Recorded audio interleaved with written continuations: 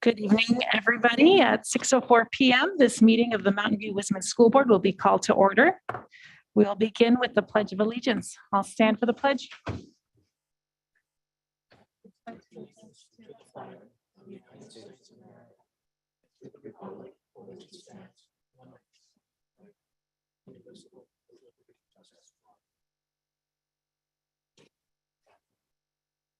Okay.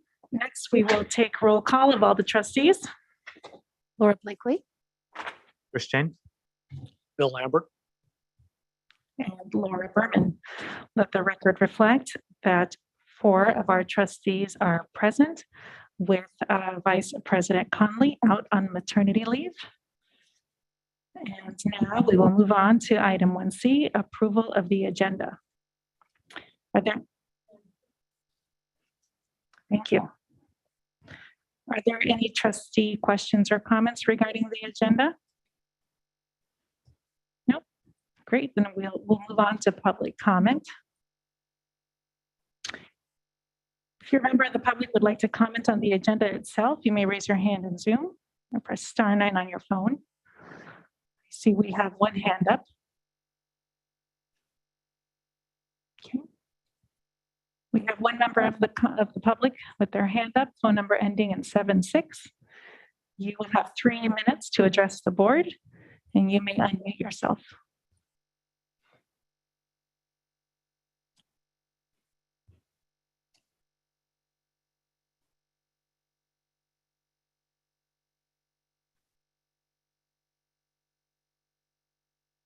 I guess I'm unmuted now. My name is Stephen Nelson.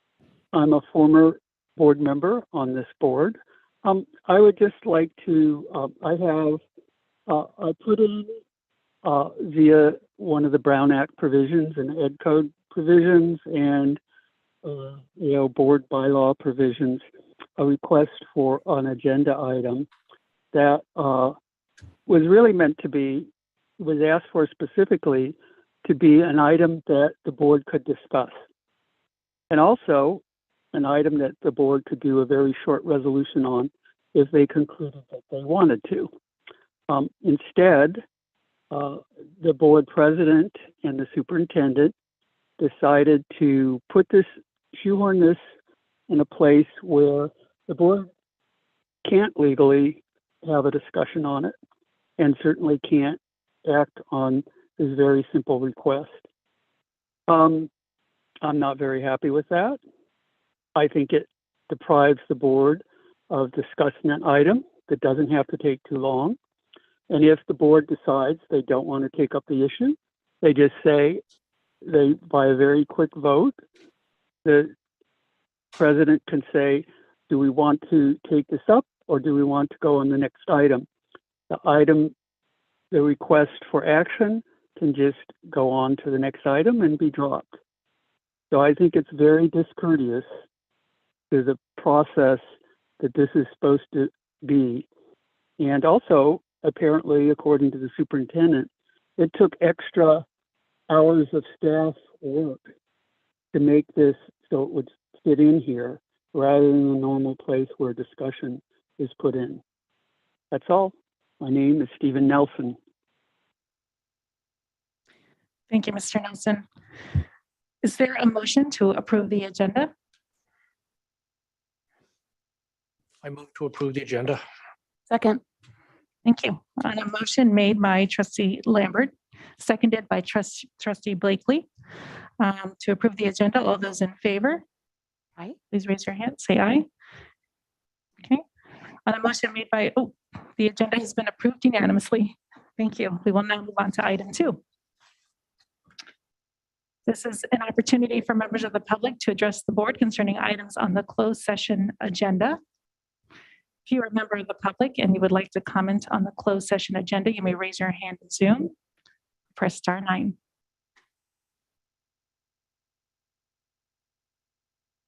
I see we have one hand up. Mr. Nelson, is that if this is your, do you mean to be raising your hand to comment on this item? If not, you may lower your hand. Otherwise, you may unmute yourself.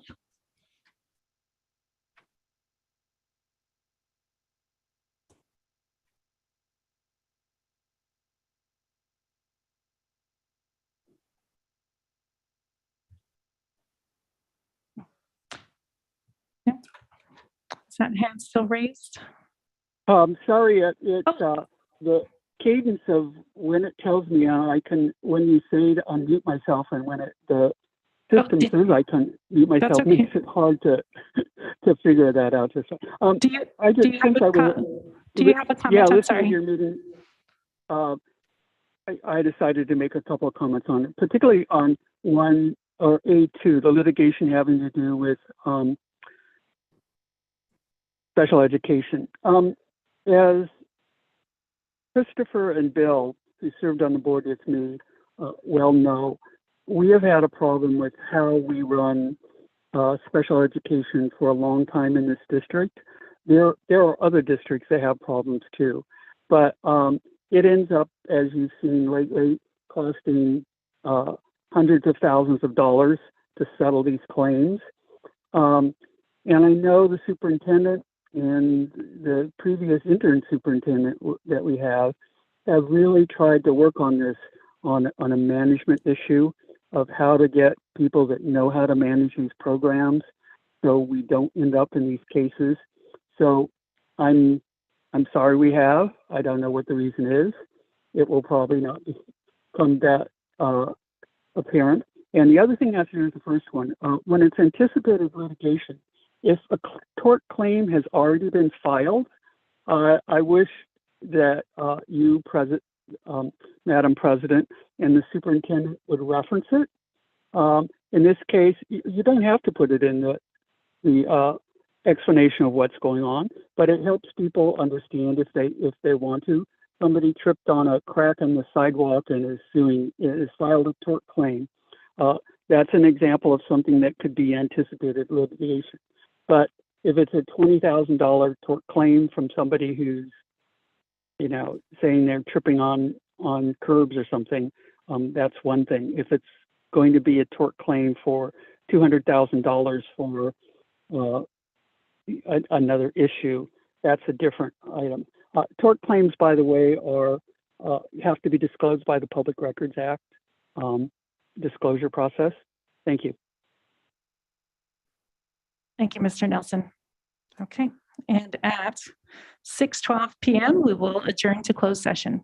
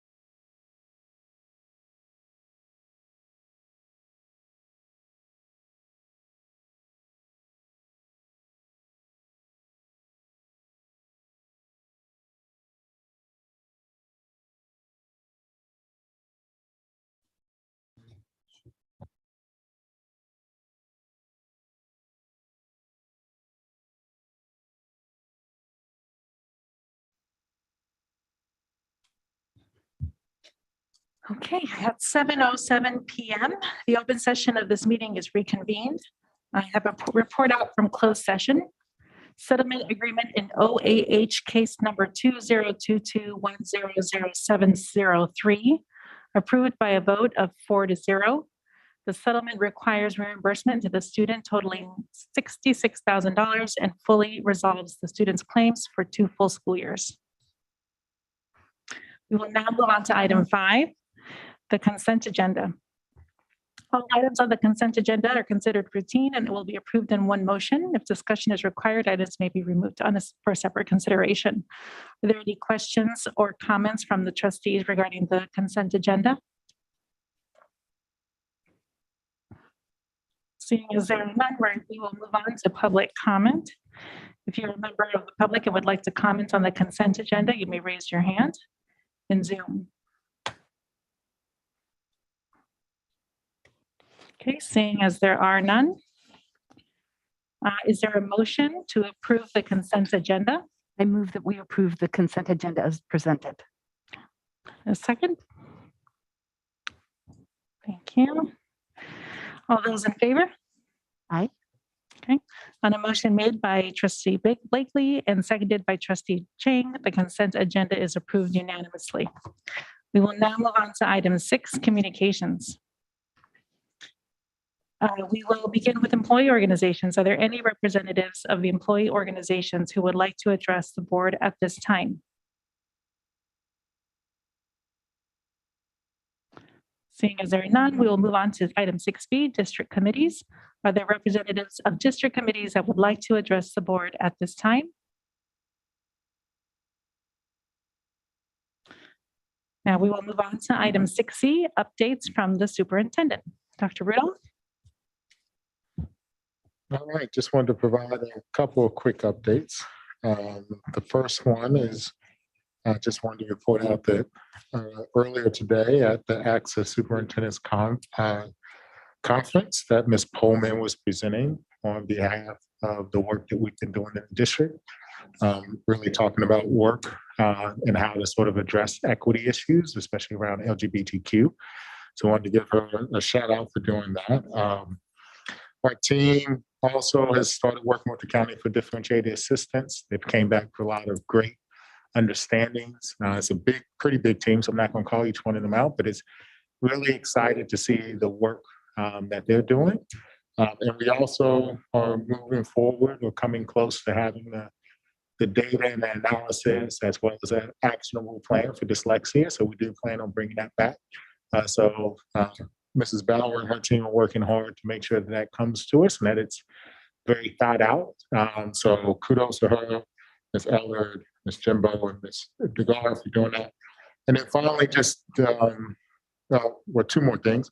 One, just to remind people, we don't have a community check-in next week, or tomorrow, just because that's the conference that was supposed to go down. So we have this board meeting, but we won't have that because there'll be a commute back from Monterey. But I do want to give kudos to our comms team, our enrollment team, as well as all the principals, our SCAFs, our McKinney-Vento liaison.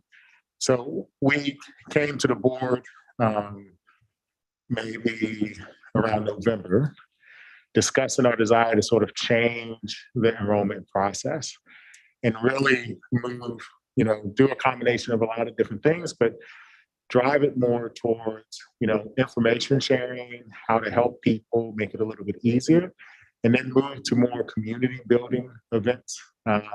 So we just completed the first phase of this, and we've had a really great turnout. For instance, I know I reported the numbers previously of who went to the different ones, but at the middle schools, we had at Graham over 200 parents who were in attendance, and at Crittenden, we had over 130, right? So this is almost, a third to half of the student population, and to have that many families engaged is really shows that we're on the right direction.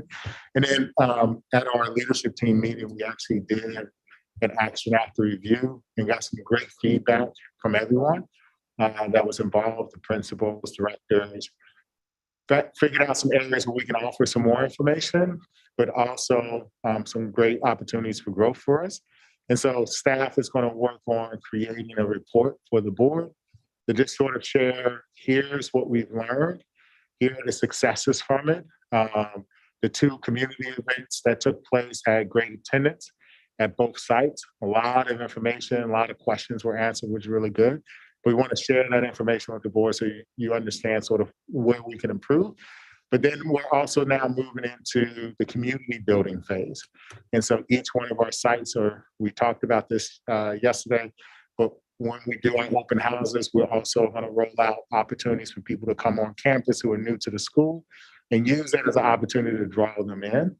Because we know that's a great way to catch people when they're just now getting the information. And so we're going to start planning for those events, and we'll get the information out with that. And then that's also going to be a great way. For instance, one of the PTAs has already talked about doing a barbecue at one of the schools to welcome new families, right? And so principals are willing to share information and different strategies that they're using. And so we're super excited about the possibility of doing that.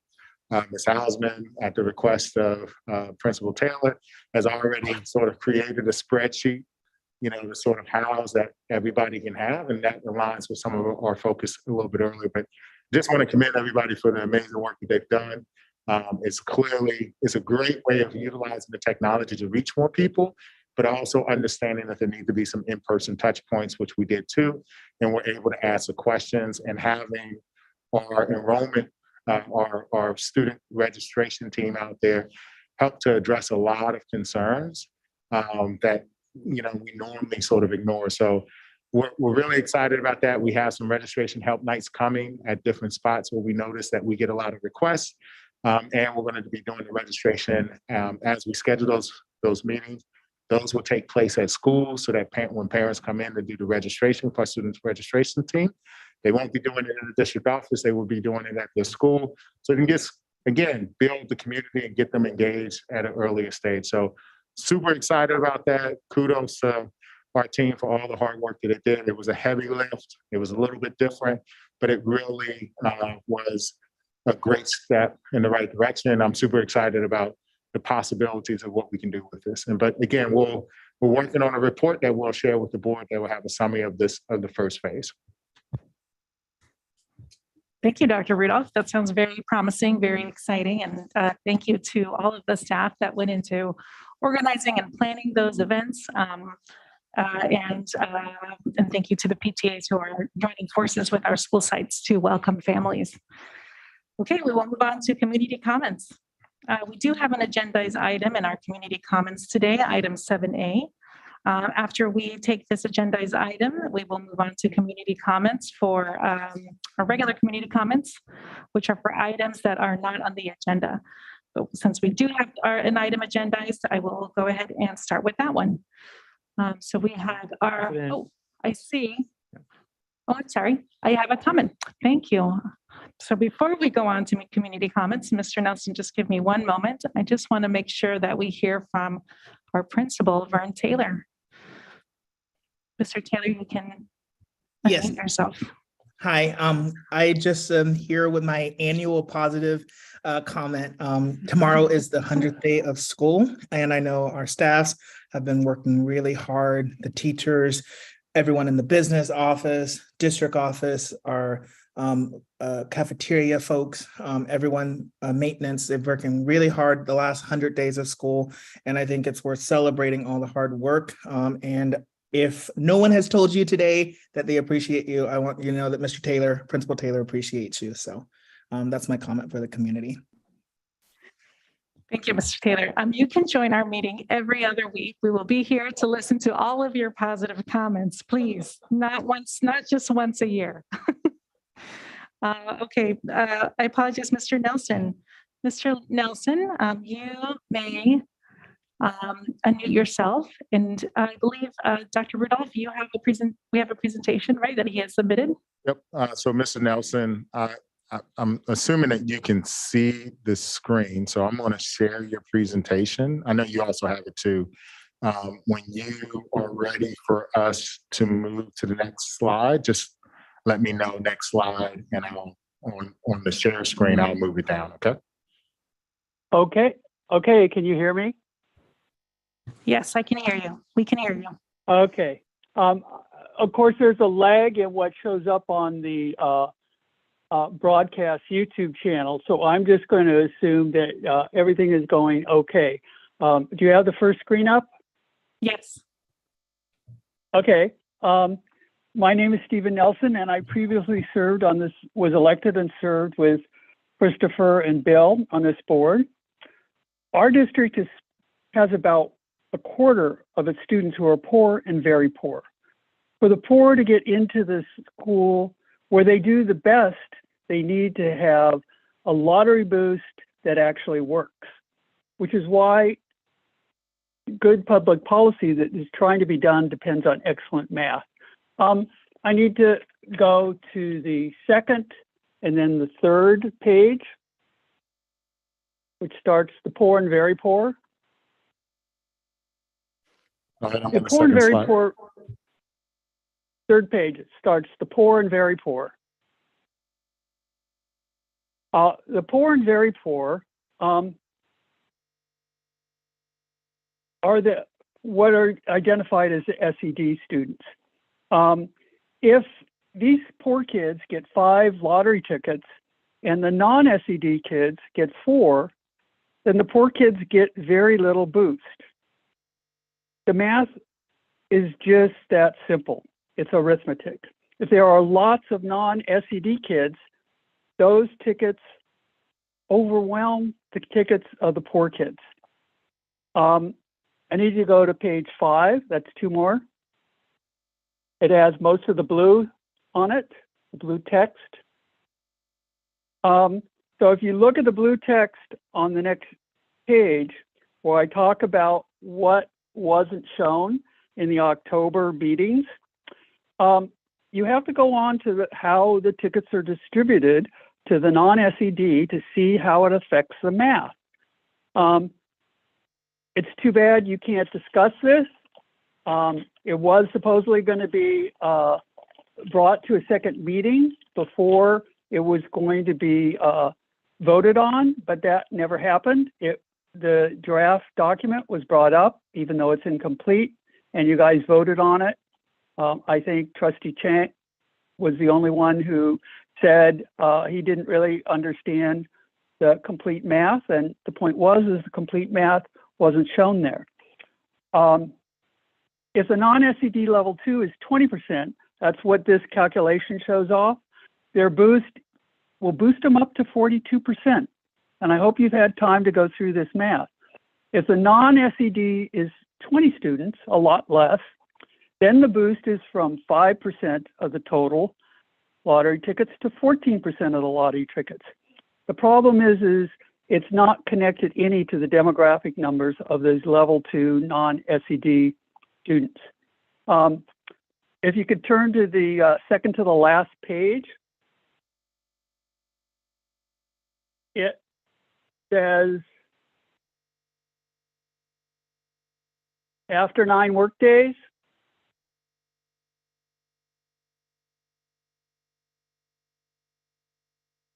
part of the problem was when I asked the district to find the level 2 demographics, the non-SED numbers, they didn't have them. They did have all the SED numbers because that was required in CalPADS, but they didn't really have any data on what level 2 was, and they had no report from most of the middle part of last year. The level 2 percentages are not known. The level 2 per student numbers are unknown. And the level 2 unknowns are also at the district and at Stevenson. The poor and very poor, the SED level 1s, are statistically very well known and recorded by the state over the last decade. Those numbers are known. They're clear. You can do projections on those. You can do statistics on those, and you can see what it is. Please turn to the very last page.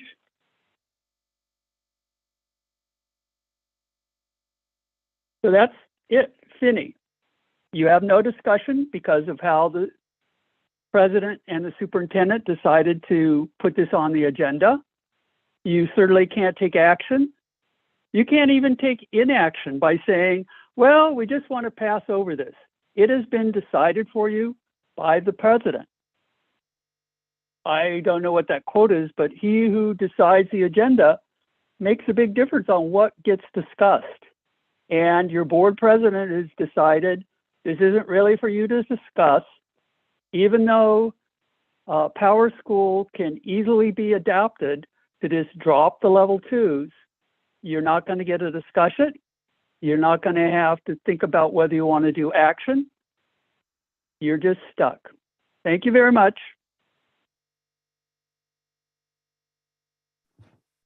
Thank you, Mr. Nelson, for your presentation. Just to clarify, this is an agendized item under community comments. So this is an item that trustees can ask clarifying questions for, and we can discuss. So with that, trustees, do you have any clarifying questions for Mr. Nelson? We also have Director Pullman, if you want her to talk about this at any time too. Yes, Trustee Ching. I think you had a question for Director Pullman or for our superintendent. From the district staff side, are they concerned? Do they share any of the concern that Mr. Nelson's brought up with about the numbers for the lottery? Would you like me to speak to that, Dr. Rudolph? Go ahead. No, I do not personally or professionally share the same concerns. It's a very complex process. So I just want to remind everyone that the calculations that we made to form the board policy were made using applicant data pool from the past few years. So while I appreciate projections of if the applicant pool were this, and this happened, so we could do a lot of what if scenarios. But we made the best decision we could based on the applicant pool that we have. So the board policy was meant to do a few things. One, it was to diversify enrollment, of course, and provide a boost for socioeconomically disadvantaged students, which it will. The second was to change community perception around how the lottery is run and the opportunities to enroll at the choice programs. And so we wanted to cast a wider net rather than just the federal SED level, which is why we included that other one, especially at the recommendation of the enrollment specialist that we had hired. So we could run, of course, a lot of what if scenarios. What if the applicant pool was this and what if the applicant pool was that? But ultimately, we made the decision based on all of the past previous data that we had and that we had run. And then the one last thing I would say too is that the board policy that we did pass is flexible from year to year. So we will take, in fact, the applicant data pool from this year. And if it is drastically different from previous years, we have the option and the ability to adjust the weights for the next year. So that's another feature of the board policy, that it's flexible to the applicant pool from year to year. And I do want to point out that we treated this as almost like a research project. So our job was to prove the opposite, the negative, right? So if we assume that we're going to have an influx, then we also have to assume that we won't have the influx. And so what we did was we looked historically over the applicant pool to see if there were any aberrations at any given time, and noticed that from year to year, there were a lot of similarities. And so we chose this data set as the most recent group that we knew that we had the data for. And then we ran this scenario multiple times, right? We compared it to the previous lottery to see, and not every kid got in during the previous lottery. And then we extrapolated that and said, okay, well, how does it look if we compare it to our new version of the lottery? And then we ran that scenario so many times to make sure that it was foolproof. And then we presented that raw data to you at the presentation. And what we noticed is, while the numbers weren't great, what we could guarantee in this instance, regardless of how many times we ran it, is that every kid that applied last year that was SED would have got in this year, and there would have been extra spots. And so that was our premise, because we were also trying to balance the board's desire to not upend the sibling rule and sort of disrupt families at the cost of diversification, but at the same time recognizing that And last year was a higher year than others for siblings. It was again, it was just one of those things. But we wanted to make sure that the other applicants who weren't siblings had a similar chance of getting in. And so this formula came out and sort of was the best of all the different scenarios. And then from there, we looked at what happens if this continues on. And what Ms. Pullman and the consultant found is that this one would actually get you to parity without having the most deleterious impact on the school, meaning that shifting it so far in terms of demographics that Stevenson wouldn't look the way that Stevenson would look, and that it actually would look like, not saying it would look like a Castro, but that its demographics will shift so much that you wouldn't have that family aspect that every other school has. And so that was the balance that we wanted to make as we ran these scenarios. And like Ms. Pullman said, we're more than welcome every year. I think we said that after we do the lottery, we would bring it back and sort of make some recommendations about what adjustments we can make, and the percentage can go up and down from there. But we do recognize that it's not just about the lottery. There's a couple other steps about access, which we'll be talking about how to get people there, and then also about how people feel welcome and if they see it as a value. So there's a lot of moving balls in this case. Yes, Trustee Lambert.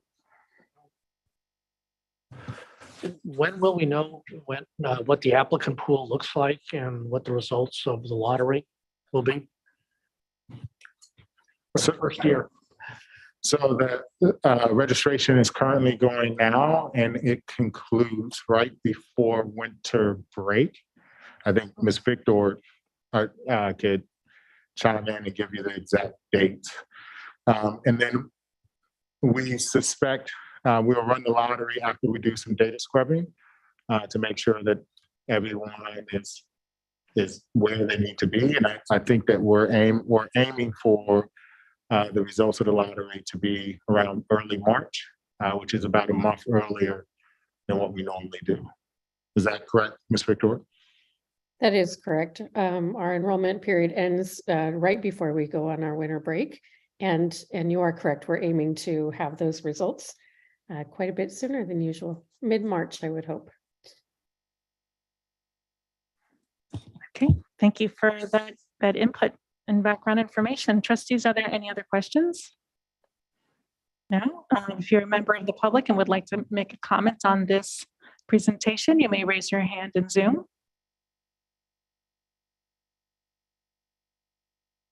Okay. Any other comments from trustees? Did you just want to thank Dr. Rudolph and staff for giving that background information? Again, I know we spoke extensively about this topic and specifically about SED students, and just to make sure that everything goes smoothly, we did ask for that check every year. So we will keep an eye on this. Thank you. Now we will go on. Berman, I'm sorry. I just wanted to say that, I'm appreciative of the interest in making using the lottery that increases diversity, but I feel very confident that what we've got is going to be a really good place to start. And I'm also very glad that we're looking at the transportation aspects and also the welcoming community aspects, because I think those are important features too. So fingers crossed. Absolutely. We make more progress. Thank you, Trustee Blakely. Yes, absolutely. You are absolutely correct. Thank you. All right, we're going to move on to our community comments for members of the public who wish to address the board on items that are not on the agenda. The board and the administration welcome this time to listen. However, in compliance with the Brown Act, the board is not permitted to take action on non-agendized items. If you're a member of the public and would like to comment on the items not on this agenda, you may raise your hand at Zoom. Okay, seeing as there are none, we will move on to item 8, review and action. We will begin with, let's see, item 8A, adoption of resolution number 04012623, board member absence. So, Terry, you're doing it? Great. Go ahead. I'm happy to let you do it. I defer to you. Okay, well then, thank you. I will bring this resolution to you this evening. And this is simply a resolution allowing the absence of Board Member Conley. And we ask that the board approve this resolution, acknowledging and approving her absences for the month of January. Thank you very much. Trustees, any questions? If you are a member of the public and would like to make a comment on this item, you may raise your hand in Zoom. Seeing as there are none. Trustees, any final comments? Okay, Ms. Vickier, thank you so much. Oh, we need to take action on this. I move that we approve or that we adopt resolution number 04-012623 regarding board member absence for Devin Conley at the January 12th, 2023 and January 26th, 2023 regular board meetings. Second. Great. On a motion made by Trustee Blakely and seconded by Trustee Lambert. All those in favor? Sorry, all those in favor? Aye. Aye, I apologize. On a motion made by Trustee Blakely and seconded by Trustee Lambert. This resolution was passed unanimously. And we wish Vice President Conley well during her leave. I'm glad that we can be supportive of maternity leaves in this way for our trustees. Okay, we will move on to item 9A. We're in review and discussion, the 23-24 governor's budget. Good evening, trustees. Let me pull up my screen.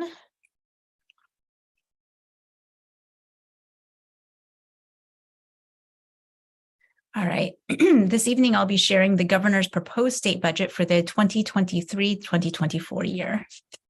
Connecting it back to our strategic plan, we always want to make sure that we have an equitable distribution of resources that support student success and ensure that our facilities and resources equitably serve all of our students. Before I jump into what the governor is proposing, I thought I would touch on our budget adoption process. So here we are in January. This is a first glimpse, excuse me, this is a first glimpse of what the governor has in mind.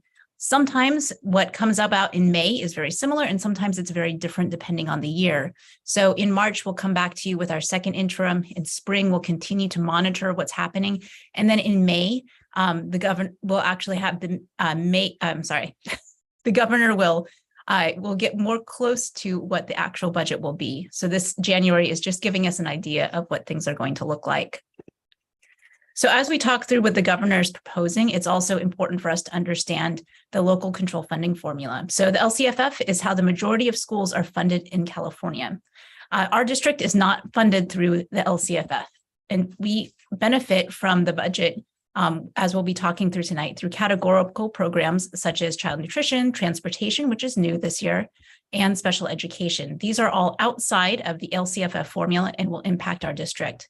So we'll talk through these items that impact our district and then highlight items that are part of the LCFF formula but don't impact us. So for members of the public that don't understand what a basic aid district is, so basic aid district, our local property tax is over the state guaranteed minimum level. So the idea is that because our local property tax is over the minimum level, we get to keep the excess property tax. Whereas other districts in the state, they get their percent of local property tax, and then the state makes up the rest of their up to the minimum guaranteed level. So some general themes and highlights of the governor's budget. So the good news is we are no longer in pandemic budgeting. We're actually more to business as usual. However, it also comes with a softening economy. But California, unlike many other states, we are prepared to weather the storm because of investments that were made and the reserves that have been built up during the good years. The governor's budget is focused on maintaining current programs where possible and trimming others. It's also precariously balanced, and a change in the economic forecast could require more difficult decisions at the May revision.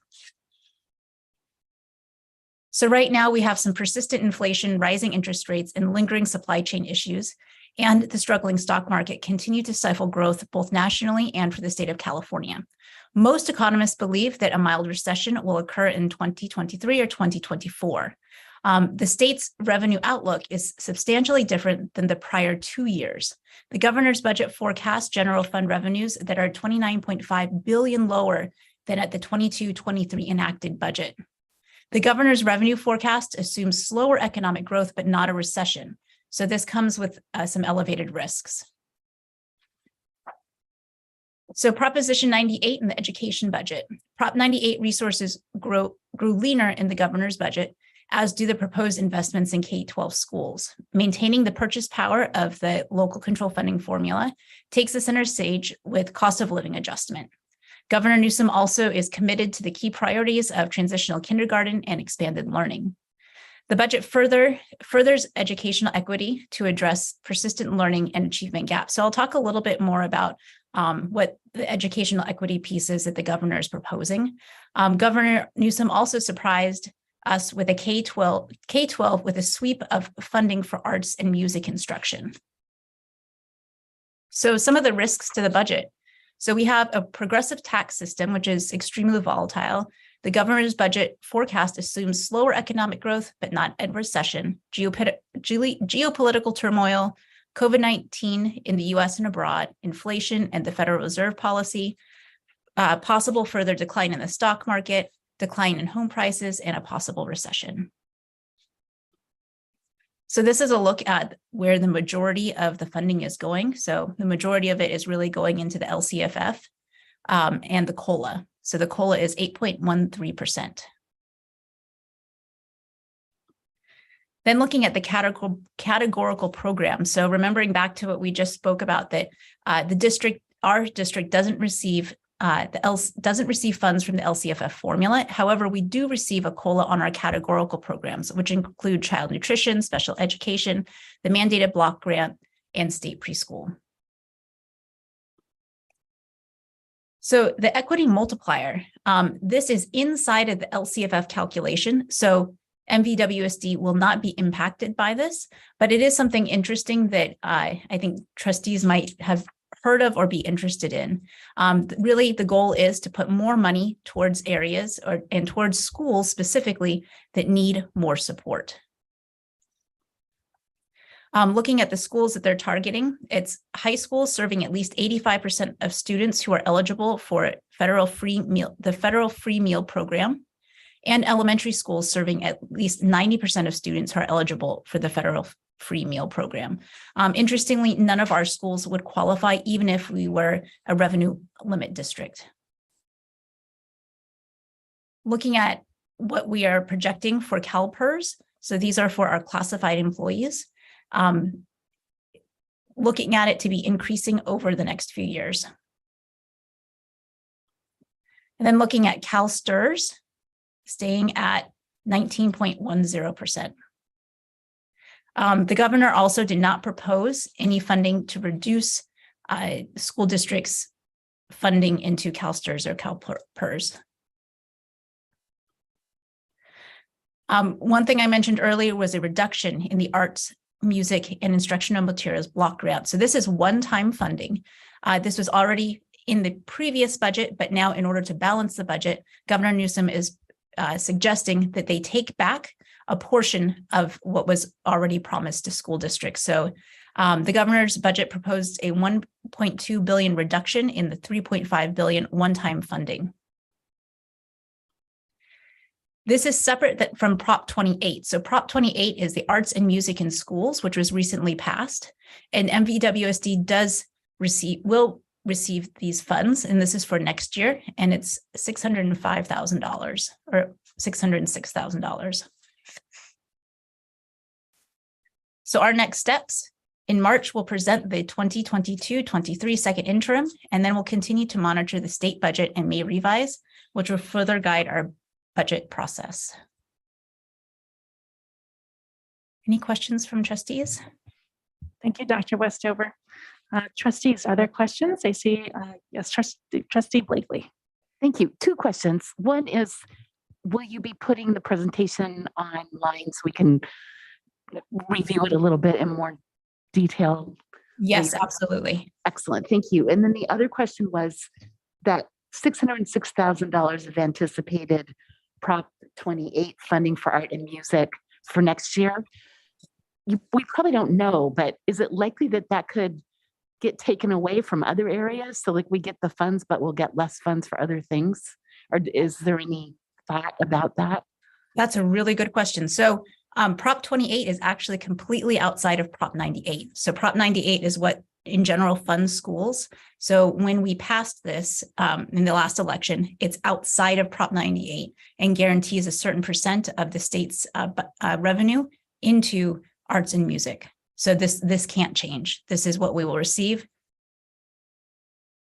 But so no idea if we might get less for something else. It just because the Prop 98 is supposedly guaranteed, but they're always shaving that off in leaner years, right? So it depends on how they use the money under Prop 98. So if they decide to reduce the categorical programs, that would impact us.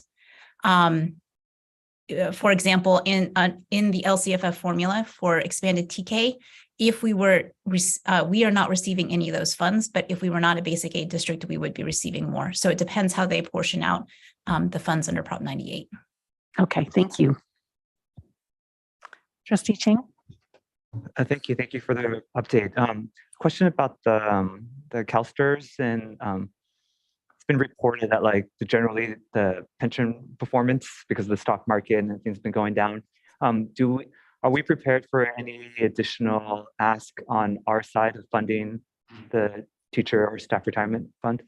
So right now for CalSTRS by statute, they cannot raise it anymore. That doesn't mean that the legislator can't change the law, but for right now, CalSTRS is where CalSTRS is at. Any other clarifying questions? No. Just one thing, Trustee Blakely, the Prop 28 was projected to be about $1 billion of revenue. And so I think where you're seeing the first cut is in the categorical funding for arts and music that he sweeped back $1.5 billion. So I think he took one and reduced another in order to make that happen. Okay, we will move on to public comment. If you are a member of the public and would like to comment on this item, you may raise your hand in Zoom. Okay, seeing as there are none, any comments from the trustees? All right, thank you, Dr. Westover, for that presentation. We will look forward to your presentation in March. Thank you.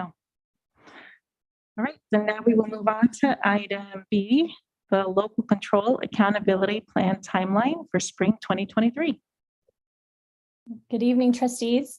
Good evening. Here tonight to talk to you about the LCAP and the development of our 23-24 LCAP. So I will share with you.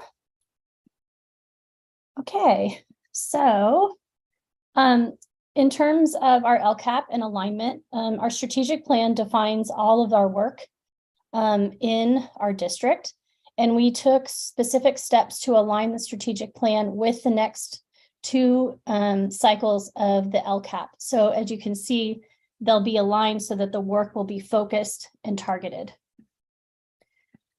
The LCAP, or the Local Control Accountability Plan, we have to develop a new plan every 3 years to explain our goals and strategies for improving student achievement. Our goals address the 8 state priorities and areas of improvement identified on the California dashboard, which I'll be speaking to you about in the next item. Our budget must match the goals outlined in our plan. We also do a budget overview for parents, and we also have a federal addendum which outlines how we're spending our federal funds, which is also approved at the same time as the LCAP. So these are the 8 state priorities. The 2 that are grayed out, I should be sharing this. Oh, no, sorry. The 2 that are grayed out are addressed by the County Office of Education, Services for Foster Youth and Instruction of Expelled Students. So currently, our LCAP has 5 broad goals, and the goals directly align to our strategic plan. And our LCAP aligns to the goals and actions with budget expenditures. And both of these documents are living documents that guide our work. We revise our LCAP every year. And it's not, there we go. So these are our LCAP goals. You can see here, they're really connected to our strategic plan. And then you can see how they outline or how they directly connect to the 8 state priorities. So one of the major ways we gather stakeholder input for the development of our LCAP is using our LCAP/climate survey. And we've been doing this survey for a variety of years, and it allows us to have longitudinal data. But what we noticed over the course of the last few years is that our survey response rates have gone down. And we want to increase those rates, and we want to make sure that we're hearing from a variety of groups within our community. So we've made some changes going into this year. So last year, everyone, parents, staff, students, were given a generic link for the survey. It didn't allow us to track who had actually completed the survey and who had not. We have demographic questions within the survey that did allow us to disaggregate the data based on the responses. And parents with multiple children in the district were asked to respond to the survey based on their experiences with their oldest child. And what we've noticed is that we tend to get more responses from parents with students in middle school. And so the responses are skewed towards what's happening in our middle school instead of what's happening across our district. So the changes we made for this coming year is parents are going to receive a unique link for the survey. So this will allow us to encourage families that have not taken the survey during the administration window. And we continue to have responses be confidential, but it also is eliminating some of those demographic questions because we can pre-populate them with district data. So it shortens the survey slightly. And then with parents, we're asking them to respond based on their experiences with the child with the birthday earliest in the calendar year. So hopefully we'll be able to get a better cross-section of responses. And staff and students will still receive the generic link as they're going to take the survey during the school day or during their work day. So this is our timeline. We're here now to just give you an overview. The survey will open on Monday and be open until the Friday before our February break. Our schools are going to be presenting this timeline and providing time for their staff to take the survey over the next few weeks. We'll begin to draft the annual update in March. And then once we get our survey data, then we'll begin to draft the actual LCAP, hopefully having that draft finished by the end of April. We will then post for public comment, seek additional input from the District Advisory Council and the District English Language Advisory Committee and the SELPA. And then we will present to you our LCAP and supporting documents for public hearing on June 1st and present for approval on June 15th. So our next steps is really to work to publicize our survey and try to get as many responses as possible. And then we're going to begin work on the actual LCAP. So with that, I'll available for any questions you may have. Thank you, Ms. Bauer. Trustees, are there any clarifying questions? Yes, Trustee Lambert. Yeah, Ms. Bauer, approximately what percentage of the parents respond to the survey? I don't have the percentages in front of me, but last year I want to say we had about 1,200 parent responses. Roughly a third then? Roughly, yeah. And we have seen higher response rates in previous years, but we've seen a decline throughout the pandemic years. Any other questions from trustees? Right. If you are a member of the public and would like to comment on this item, please raise your hand in Zoom. Okay, seeing as there are no public comments, trustees, any final comments? Yes, Trustee Chang.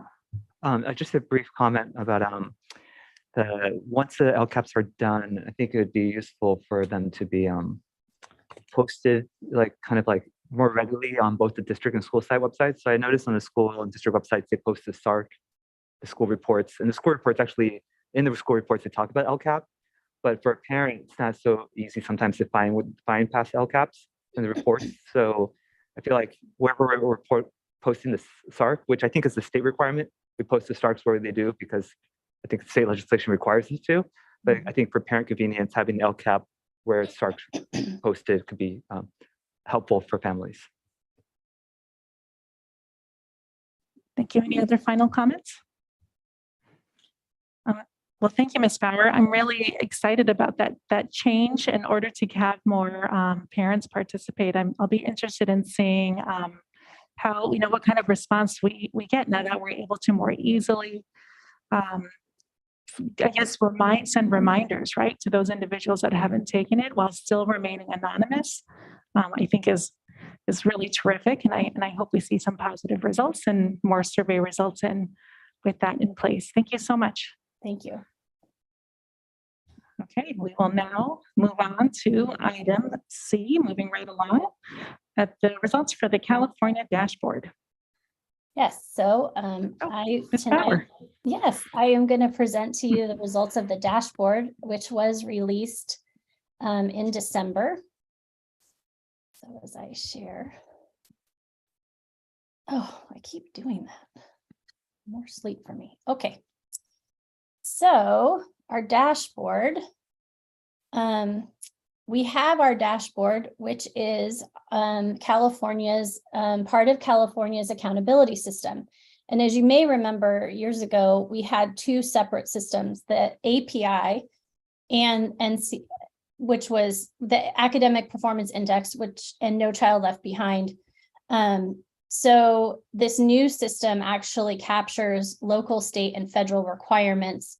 And the indicators in the dashboard aligned with our outcomes in the strategic plan and in our LCAP.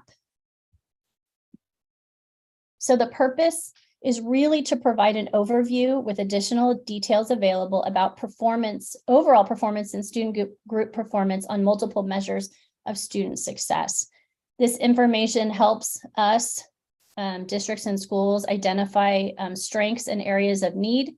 And it also allows the state to identify districts and schools that need technical assistance or intensive state support due to failure to show growth over time. So the dashboard is made up of local and state indicators, and the system is multiple measures now instead of a single indicator academic achievement.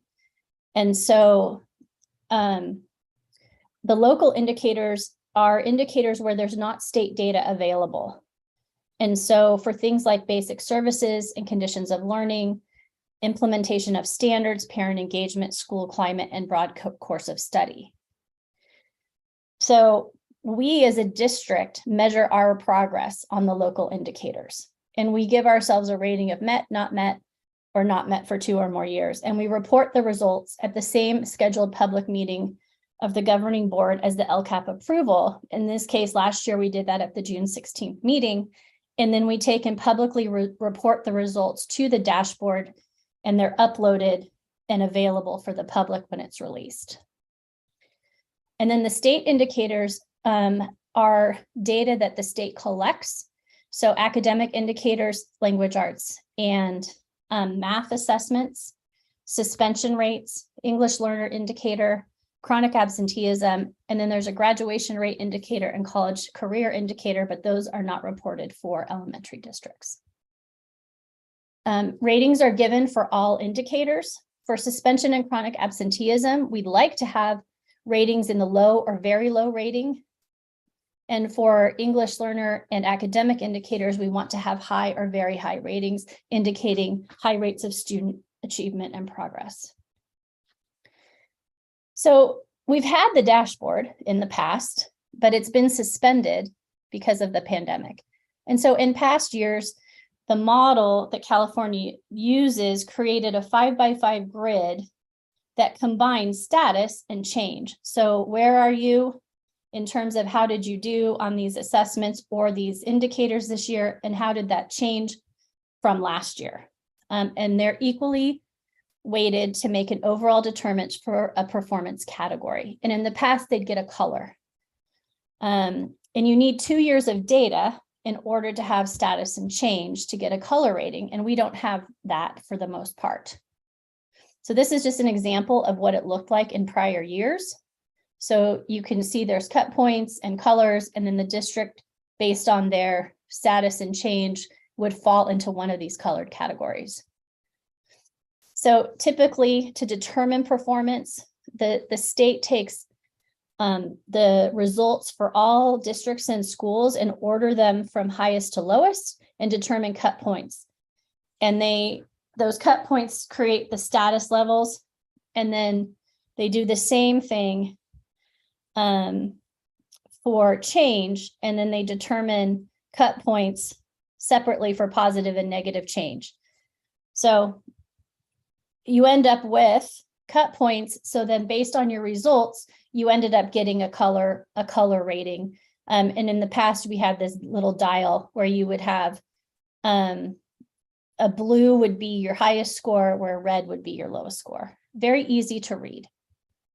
But this year, because we only have status, so data only from the 21-22 school year, for the most part, the status and change color dials are replaced with purple cell phone bars. And they represent status levels ranging from very high to very low. And to determine these levels, the state compared data from 21-22 to the status levels from 2019. And additionally, this year, districts that do not have at least 95% participation in CASP and LPAC testing receive additional penalties that are applied to the academic and English learner indicators. So this is what our dashboard looks like when you log into our page. So all LEA schools and student groups with 30 or more students get a performance category, with the exception of homeless and foster youth, which is reported at the district level if there are at least 15 students in those groups. And the data used to determine 30 or more is different for each indicator, and I'll share that information later. So student groups with 11 to 29 students have results displayed but don't have no status level, and students with groups of 10 or fewer have no information to protect confidentiality. And this is what it looks like. Some snapshots of what it looks like on the dashboard. So again, this is the homepage. You can log into this and search any district in California. Our landing page, you can see both the state and local indicators. When you dig into it, you can see results for academic performance, and then you can dig into each of those categories even more to learn about how different groups of students are doing. So this is for math. So our district performance. So things to keep in mind as we look at our performance. We're only allowed to display the most current year of data, known as status, and the results are based on last year's data. And the dashboard is considered a reset of our accountability system, as it was suspended throughout the pandemic. And we should consider our results baseline, even though performance categories are determined by comparing results from 21-22 to status levels in 2019. And as you can imagine, we were at a very different place in 2019 pre-pandemic. So this chart just shows the results, the overall ratings for our district and some of our neighboring districts. We use these districts in our CAST presentations as well to kind of compare how we're doing. You can see that we have lots of districts have high rates of chronic absenteeism. So chronic absenteeism. A student is considered a chronic absentee if he or she is absent, unexcused, excused, or suspended 10% of the days they were enrolled in school. Chronic absence is different from truancy. That only counts unexcused absences, and that indicates a violation of California's compulsory attendance laws. The dashboard calculates chronic absenteeism rates for students TK to 8, and it's based on the attendance data submitted by the district to CalPADS. And we want to see low or very low ratings for chronic absenteeism. So this is our performance as a district with all of our subgroups. You can see that the chronic absenteeism rates vary by subgroup, with our homeless students having a very high rate of chronic absenteeism. This is the chronic absenteeism rates by school. Again, there's a wide range of rates across the district, but all of the chronic absenteeism rates are higher than they were in 2019. So some trends, we have a medium rating, we're right in the middle. We do see an increase in chronic absenteeism. When we were back in 2019, our rate was 5.6%. The state's rating is very high with 30% of students chronically absent. What we're going to see a trend is that our most at-risk subgroups are struggling in most of our categories. Our English learners, our homeless students, students with disabilities, socioeconomically disadvantaged, and Hispanic Latino students. Only 3 schools had a medium rating. All of our other schools were high or very high. And I do want to point out that chronic absenteeism was on the rise in our district before the pandemic. We were starting to see schools having higher ratings on the dashboard, and we're starting to look into that trend. So the next indicator is suspensions. And when you think of suspensions, if a student is suspended multiple times at the same school or the district, the student is counted as being suspended only once. So the dashboard calculates suspension rates for all students, grades TK to 8, again, based on the attendance data submitted to the district to CalPADS. This includes both in-school and out-of-school suspensions. And again, the goal is to have a low or very low rating. So this is our suspension rates. You can see there is a range, but our suspension rates are fairly low overall. But again, we're seeing a higher suspension rate with our homeless population than other subgroups. And then we look at the suspension rates of our schools that range from 0 to 4.5%. So overall, we've seen a slight increase in suspension rate from 2019. We're definitely below the state's overall suspension rating. Again, we have our highest suspension rates for homeless and African-American students. Castro and Graham have the highest suspension rates, and Mistral and Stevenson had no students reported as suspended for at least 1 day in the 21-22 school year. So the English Learner Progress Indicator, it shows the percent of students who moved up at least 1 performance level from the prior year on the summative English language proficiency assessments for California, or if they maintained an LPAC level 4. For this particular indicator, we're actually using data from the 2021 LPAC and the 2022 LPAC. Students who are reclassified are not included in this indicator. And here's where the participation rate comes. If our district does not test 95%, we're automatically assigned a status of low. And so on the LP, there are 6 levels for the LP indicator based on the 4 LPAC performance levels. So LPAC performance levels 2 and 3 were split to create a low and high range. And this is reflects the research-based timeline of 5 to 7 years for an English learner to reach English language proficiency. And I think this graphic shows it well. If a student comes in at level 1, it gives them multiple years to reclassify based on research. This is just a snapshot of what this looks like when you go into the dashboard. One way to look at it. Another way to look at it is showing our percentage of students who progressed 1 level, maintained a level, or decreased a level. So you can see here for our schools, this indicator isn't broken up by subgroup. It's just done more generally. So you can see by schools, we had 645 English learners last year, and everybody had a rating of medium to very high. Both Imai and Stevenson were not given a performance level because they have less than 30 students considered English learners. So some data trends, we do have a high rating in this area. Our English learners are making progress towards English proficiency. We are higher than the state, which is 50.3%.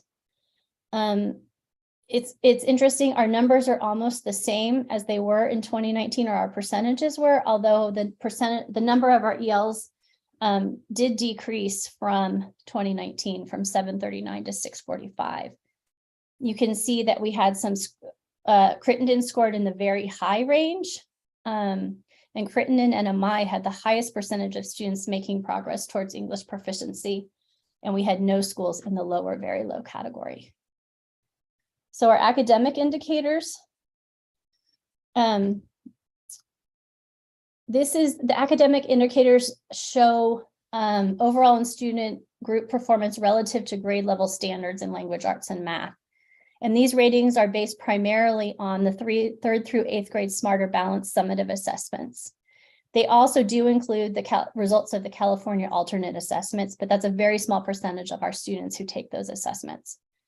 And they use a calculation methodology called distance from standard to determine status levels. And we want to have high or very high ratings for language arts and math.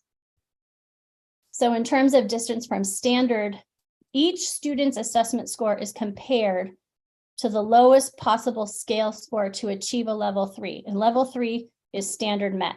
We want kids to be standard met or standard exceeded. So for an example, if the lowest scale score on the 5th grade mathematics test to obtain a level 3 is 2528. If a student receives a score of 2505, that student would be 23 points below level 3. If the student receives a score of 2535, that student would be 7 points above a level 3. And so once all the student scale scores are compared to level 3, the distance results are averaged to produce LEA level scores, school level scores, and student group average scores. This is just a visual of what that looks like. And so in addition, now, as I mentioned, we must have 95% of students participate on our standardized assessments. If we do not meet this target, the percent of students needed to bring us to the 95% will be factored into the DFS results. And this includes students who take both the SBAC and the CAA. And so while ESSA requires a 95% participation rate on CASP and LPAC testing, California Ed Code allows parents upon written request to opt their children out of testing. We are required to notify parents of this right each year before testing. And if parent opt-outs bring the district below the 95% participation rate, we are still penalized. So what they do is they reduce the distance from standard score for those districts that do not meet the 95% participation rate. And that's going to vary at the district level, the school level, and the student group level. And there were penalties for this back in 2019, but the new penalties are much more severe than the previous ones. And we, last year, all of our subgroups and groups comfortably exceeded the 95% participation rate, except students with disabilities, where we were right at the target, 96% ELA, 95% in math. So just a little look at the methodology. It's a very complicated mathematical piece, but basically, previously they calculated using the number of percentage points below 95%, and they applied a 0.25 penalty for each percentage point. It did result in a penalty, but they were very small. The new methodology calculates the number of students needed to bring participation rate up to 95%. And so the number of students that have not participated are assigned a loss score, the lowest obtainable scale score for that test. So they could get minus 279 or minus 247 points. And just as a visual to see, the prior penalty was small. You could get a point reduction of 12 points. It wouldn't really affect where you were on the dashboard. But now, depending on how many students don't take a test, you could actually drop multiple levels on the dashboard. So for language arts, you can see our results. They range from very low to very high. across all of our subgroups with, again, that same trend of our most at-risk kids struggling the most. These are the results for our schools. And it's interesting, all of our schools have high or very high results except for Castro, but where you really have to dig into the data is into the subgroup information. So just some trends, we're definitely doing much better than the state of California. As I mentioned, our most at-risk groups are struggling the most, and our homeless students are very low with a DFS of 82.6 points below standard. And Castro had our lowest rating. For math, similar, we were overall rated high. You can see that the range of scores varies widely across our subgroups, and then varies again widely across our schools. So in math, our overall rating is high. We're again well above the state of California. Again, we're seeing the same trend with our at-risk subgroup struggling in math, and our homeless students, again, very low. And all of our schools had a higher, very high ratings in math except Castro and Therakoff. So systems of support. One of the goals of the dashboard is to identify districts and schools that need support in meeting the needs of the students that they serve. So all districts are eligible for support through the local county office of education based on student group performance. And this year, the dashboard is being used to identify districts and county offices of education for what they call differentiated assistance. And then there's also additional school level support that is required by the Every Student Succeeds Act. So in California, there's a 3-tiered system. Every district can get general assistance from the county office. The next level is differentiated assistance, which is support to districts and schools to address identified performance issues. So if a school has a student group who's very low on an academic indicator, and that same student group is in very low on, say, the suspension rate indicator, then the school is identified for assistance. Intensive intervention is the 3rd tier, and that's support for districts that fail to improve student group performance over a specific period of time, which is usually 3 to 5 years. And then there's the federal requirement. There's 2 levels: comprehensive support and improvement, which is based on school-wide performance. And they're looking at the lowest performing 5% of Title I schools. And then there's additional targeted support and improvement, where they're looking specifically at student group performance. This is just a graph so you can see the different levels of support and the identification criteria. And so for us, we have been identified for differentiated assistance due to very low language arts and math scores and very high chronic absenteeism rates for our students identified as homeless. Schools identified for comprehensive support and improvement have not been released as of yet. We're expecting those schools we're expecting to find out about that next week. So we have convened a DA team that's going to work directly with representatives from the Santa Clara County Office of Ed to develop actions to address outcomes for our homeless population.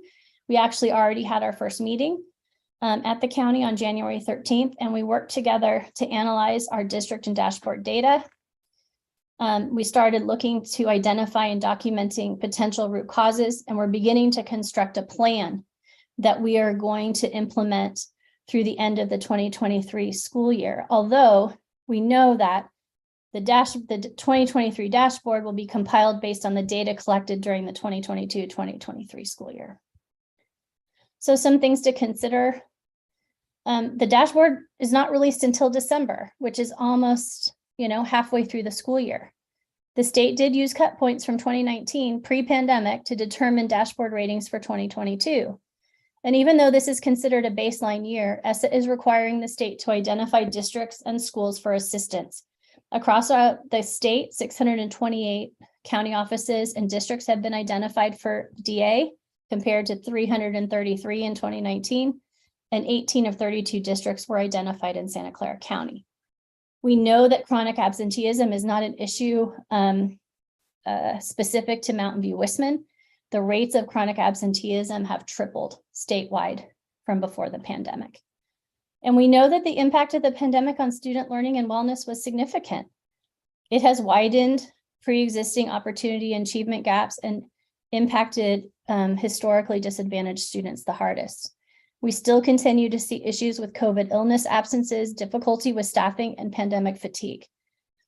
And as we move forward and we work to address the gaps, we have to have a balanced approach, and we must include high quality standards-based instruction and intervention. So some action steps that we are already working on. We're looking to revise some of our attendance protocols to support monitoring student absences. We're attending a webinar series hosted by the California Department of Education to learn about improving attendance. We've reinstated the school attendance review team and tiered interventions. We're implementing a data protocol for reviewing and responding to student absenteeism. We're looking specifically at our chronic absenteeism reports for our McKinney-Vento students. And then we are actively recruiting for 2 mental health therapists to support students whose mental health impacts their attendance. For suspensions, we're additionally providing training for our site administrators and support staff to accurately enter office referrals and discipline data into PowerSchool, and making sure that those referrals are properly indicated in the attendance portal. We're providing training to teams to provide intervention and respond to student incidents, again, using our data protocol to review and respond to our discipline data. We're continuing our partnership with the Santa Clara County Office of Ed for the Wellness Center at Castro School. And we're continuing to implement Sown to Grow in order to strengthen student-teacher relationships and connections. And really the last 2 would support our efforts towards chronic absenteeism as well. So for English learners, we have our 150 minutes a week of designated English language development for all ELs. Instruction is aligned with their LPAC level. We've done quite a bit of training beginning last year and into this year, using the sheltered instruction observation protocol as the primary approach to integrated English language development. And we've provided specialized training on SIAP for our instructional coaches. We did do differentiated training for teachers in August 22 and additional training at the January Staff Development Day in the afternoon. We've hired a TOSA for English language development to assist with staff training and coordination of programs. We've had regular and consistent classroom visits by the site principal and district staff, focusing on fidelity to designated ELD and integrated ELD. And then we trained our teachers to prepare our English learners for the annual summative LPAC assessment, which will begin in February. So academically, we're looking at focused in on MTSS and data-driven instruction, making sure that we're using our data protocol and our data cycles to make instructional decisions and create action steps for improved student performance.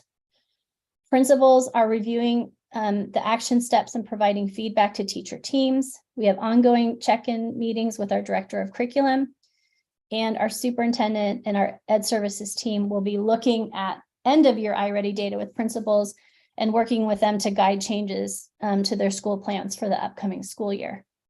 We're working to make sure that sites are balancing grade level content with learning gap remediation. We need rigorous quality first instruction and access to current grade level standards, and then using small group instruction and our response to instruction program to reteach or fill in learning gaps. We're leveraging our coaches, our STEAM teachers, and our principals on strategies for supporting comprehension of informational text. We've noticed in our iReady results in December that informational text and vocabulary were areas of weakness that seemed to cross the district, and then providing additional professional development. And then looking at our focus on early literacy and how we're going to realign our programs from preschool through the early grades to ensure that our students are getting a strong foundation in reading, including phonics, phonemic awareness, And then we'll look at how we're supporting the literacy needs and the needs at specific schools that consistently have younger kids, kindergarten, first grade students performing below grade level. We also have our equity framework that's in development that Director Pullman has been doing and working on and creating. And the framework will actually align very nicely to the dashboard. It'll look at indicators including academic readiness, SPED, suspension rate, chronic absenteeism, diverse workforce, student perceptions data on school safety and belonging. And we'll be able to use this framework more consistently than we are able to use the dashboard, which is only provided to us once a year. So our next steps, we're sharing our overall ratings tonight. Our principals will be out sharing their specific results with their stakeholders. And they'll be looking at their site plans to make any adjustments as necessary based on mid-year data and dashboard results. We'll look at our district LCAP and climate survey in order to revise our LCAP. We'll continue the development and rollout of our MTSS system and continue to collaborate with the county office to address areas identified for differentiated assistance. So with that, I'm going to stop sharing, and I'm happy to take questions after I have one sip of water. I was going to suggest you do that. Thank you, Ms. Bauer, for that presentation. Trustees, any clarifying questions? Yes. I just was wondering if you could tell us a little bit more on the slide about chronic absenteeism. You said that we've got expanded job descriptions and we're recruiting for 2 mental health therapists to help the kids with mental health challenges. Can you elaborate a little more on that? Sure. What we're trying to do, it's one prong. We have a group of kids that aren't coming to school, right? And so we're trying to find better ways to provide students with support during the school day or wraparound supports. It could be after school counseling and support. So having those clinical therapists and mental health specialists to support our kids, just another way of finding support for our students. And would they be at like 2 schools or would they go where the kids are? They'll be district wide. Okay. They'll be district wide and they'll focus. We have kids with IEPs that have that support already identified. So they'll work with those kids and then they'll work with the school sites with other cases as well. Okay, thank you. Yes, Trustee Lambert. Yes, sort of in the spirit of, having 3 takeaway lessons from this. So three things. What is the most important aspect here that you've seen needs work on? What are you most pleased about in looking at the data? And what really surprised you or what you found unexpected? Okay, so I think one of the aspects that I believe that we need to work on the most is our chronic absenteeism. We cannot improve outcomes for our students if they're not at school. And so I think that's an area, we know that those rates are inflated due to COVID illness, we need kids to want to come to school and come and be engaged in school so that then we can give them the instruction they need to fill the gaps and to have strong academic outcomes. I think I'm most pleased about how our English learners are doing. We didn't see a significant drop in their progress. We'd always like to see it be higher, but for that particular group of kids, I am pleased to see that the majority of our kids are making strong progress towards attaining English proficiency. I think, I'm not sure, to be honest, if there was anything that completely surprised me. I think from looking at the CASP data and knowing what was going on, I had a feeling of where we were going to be on the dashboard. I think what we need to do is, it's very easy to look at the overall score when you just look at how each school did or how the district did overall. Oh, we were high in language arts. And then you have to dig in to how our subgroups are doing to really tell the whole story. And I think while it's not maybe a complete surprise, if you just look at the dashboard overall, it is a little bit surprising. I hope that answers your questions. Great, thank you. Any other questions? Yes, trustee Chang. Thank you for the report. A question about the dashboard data. It's a state website for the caldashboard.org. Are school sites or school districts able to create additional metrics that get reported locally on their own district website? So beyond like the required ones that are uniform across all districts, can a school district say, you know what, we find an indicator that our community think is important, and we're going to create a similar infographic to report on a local indicator? Do we have that flexibility? I mean, I don't see why we don't. It wouldn't be able to be reported on the dashboard itself. I think that the efforts with the equity framework, that's the efforts around our equity framework is one of our efforts to do that and we could do more frequent reporting and reporting on those indicators do match with the dashboard, but there are additional indicators that will help us identify gaps in our progress in closing gaps. Yes, trustee Blakely. One other question. I know in the ELA portion, you talked about more SIOP training and working on SIOP, but we've been doing that for 6 years. So how will this be different, and or why are we focusing on that? Well, I think that while we have been doing it for 6 years, it was definitely interrupted in pandemic and distance learning. It's just not the same to be focused on student interactions and oral language support and all of those pieces during the pandemic. So I think what we're doing is reestablishing all of those things that we had in place before and really focusing to make sure they're back in place now. Thank you. Okay, I had one quick question too. You mentioned the percentage of students that need to participate in the CASP and in the LPAC. And I think that the number, it sounds like we're for our subgroups, well beyond the number we need, except for, it sounds like we're right at the borderline with our students with IEPs. Is that correct? And I'm just wondering what the barrier is, or what keeps us from being sort of above and beyond. Is it parents that are opting out? Maybe you can share with us why we're so close to reaching that borderline number. Sure. And I have had some preliminary conversations with Director Jimbo about this.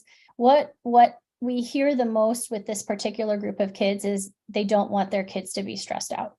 They feel like their kids have anxiety going into the test. And so we do a good job of working with parents. We don't just unilaterally accept and opt out. We do work with the parent and we make sure that we're providing the allowable accommodations for the test to make sure that the students feel comfortable in taking it. But we do still have those families that just say, it's just too much for my child. But the majority of it is anxiety around taking the test. Thank you. That makes sense. Thank you for sharing that. Okay, we'll move on to public comment. If you're a member of the public and you'd like to comment on this item, you may raise your hand in Zoom.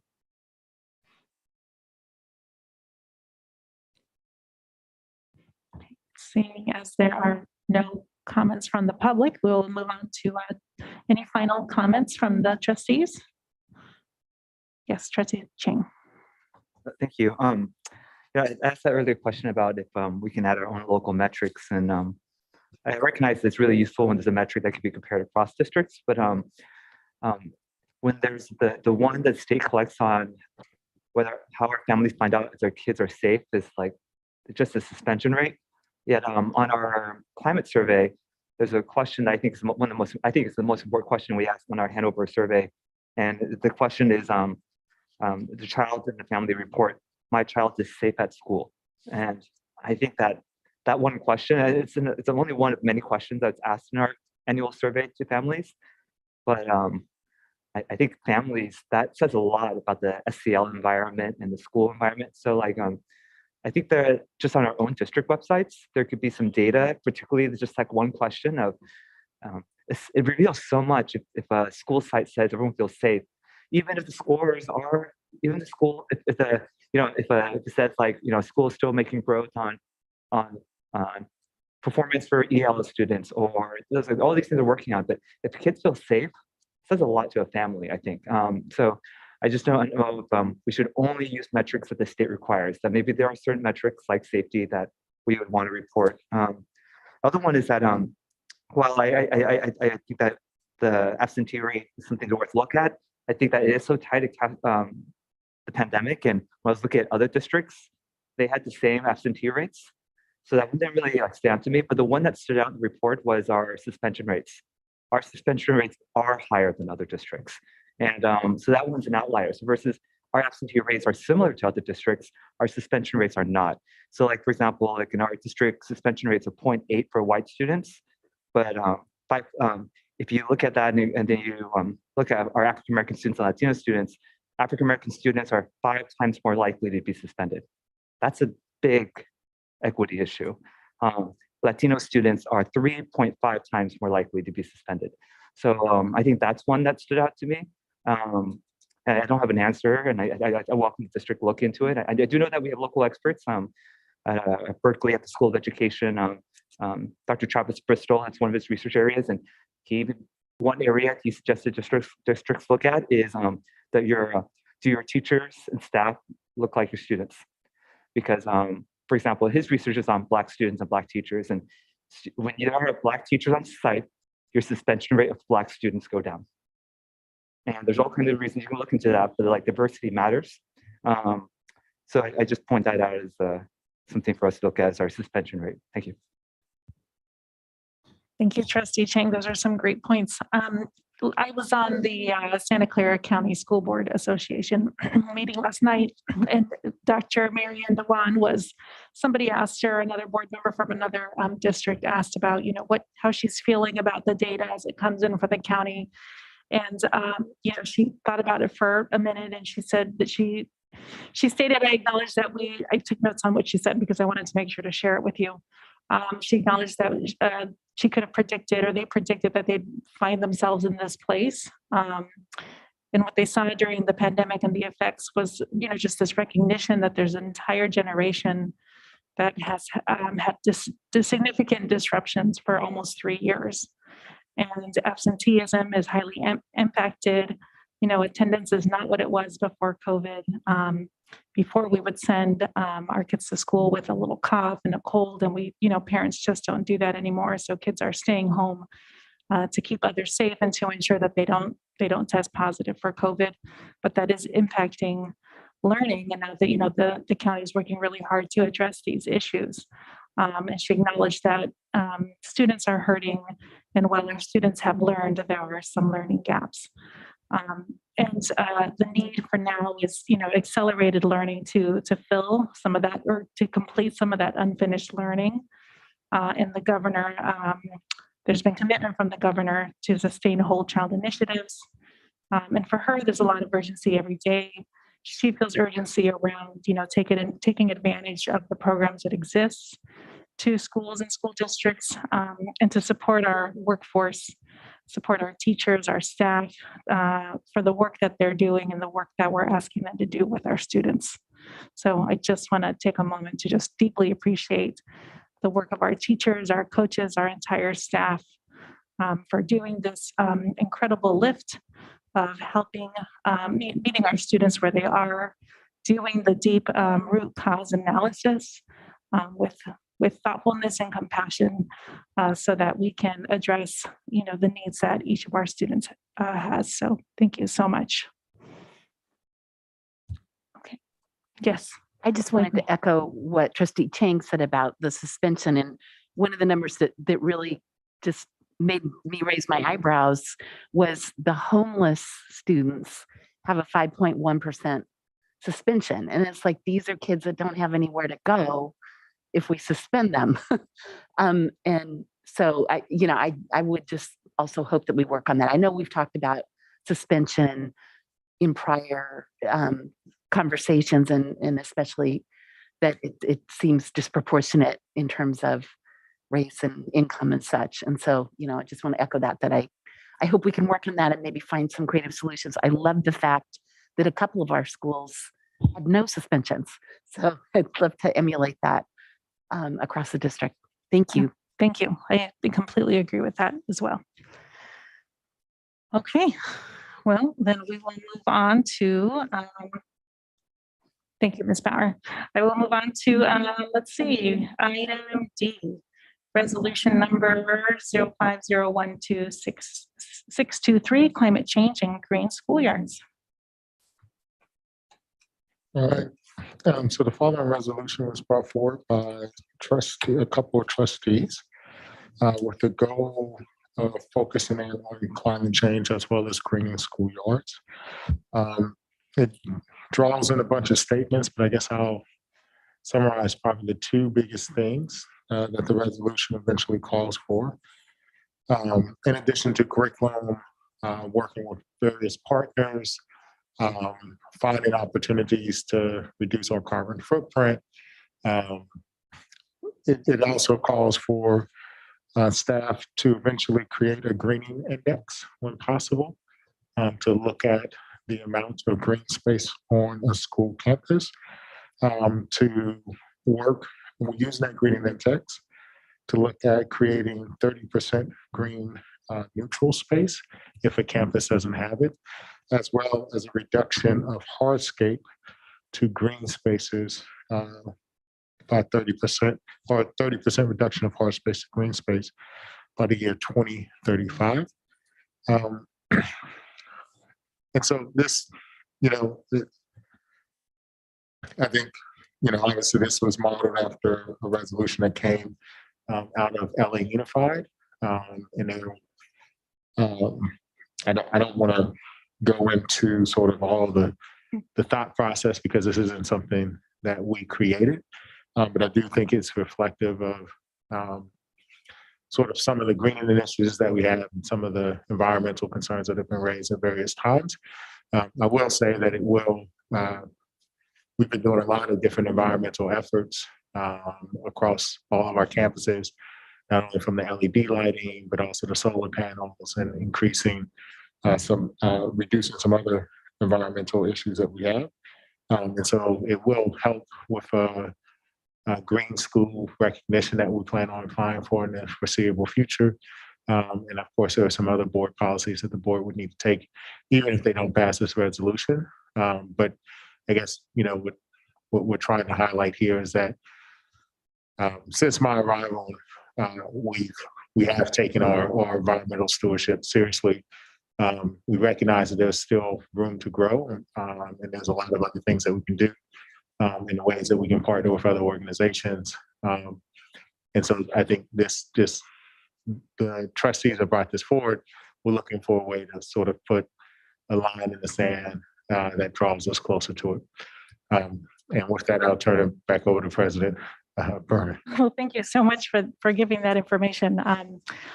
So I just want to give just a little bit more information on why I think this resolution is important, and give you some of the background information that I think is really relevant here for me at least, and hopefully you'll feel similarly. I don't think anyone here can argue that climate change is a real thing.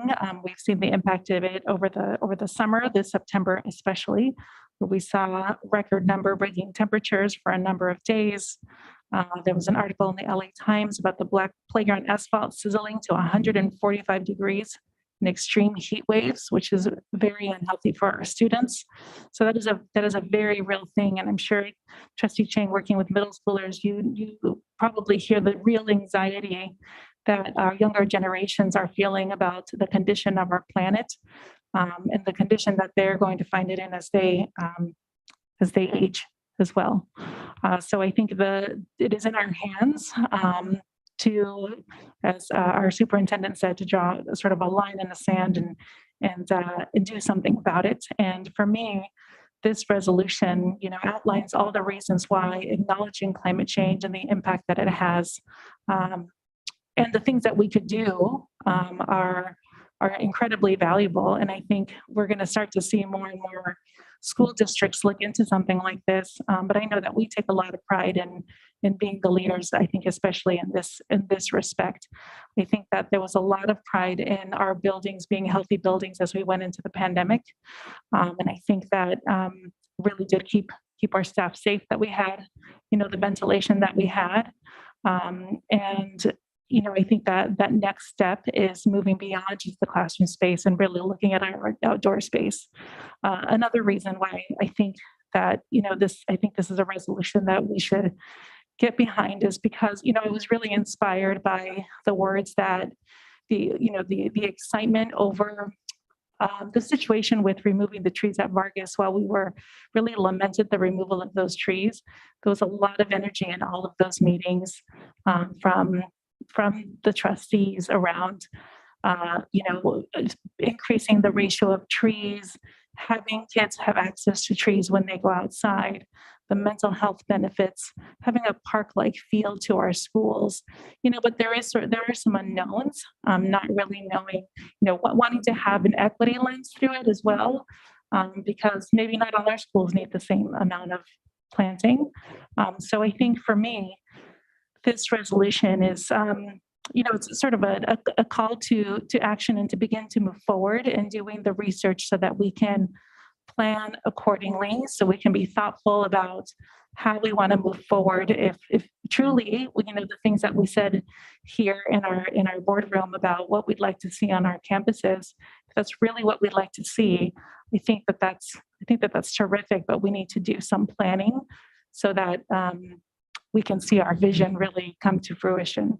So, this is modeled after the CSBA resolution. There are elements from the LAUSD that also used information from the Green Schoolyards America as well. So, I hope that we can have a discussion tonight, and I hope it can be something that our board can support. Any questions from the trustees? Trustee Chang. Thank you. I had a question about our goal of 30% green space as a metric by 2035. Where are we? And just ballpark. I recognize that this is not a metric we've been collecting, but just anecdotally, how far are we right now for most of our school sites? Are most of our schools already at 30, third green space, or are we really far off? And I recognize we haven't collected this data, so I'm not holding the district's report to exact numbers, but are we there, or are we really far away? I think and you're right, we haven't been collecting this data, so it's this is just me thinking through various campuses. I think our middle schools and probably our newer schools, Stevenson, Vargas, and Castro, are probably not close to there. And then I think our older schools, especially schools like Montalona, Derrickoff, are well beyond that, just because of the way that the school was designed. And I don't know what Vargas is going to get a lot of grading as a result of sort of the direction, and we'll come back with her plan. So I'm not sure how that sort of falls. But I would suspect that half of our schools probably meet the 30%, half of them don't meet it. Or not half, maybe like 4, well, I guess technically 4 to 5 is about half. So yes. Trustee Lambert. Okay. So, my first question, I just want to be clear what our objective is tonight. Are you hoping to approve a resolution tonight, or we're just discussing it? Today's just for discussion and input. Yes. Okay. Well, I'd like to make so my overarching comments. I think the resolution is good, and I support the school district going forward with something like that. What I would like a little more thought put into is the section that's beginning, therefore be it resolved.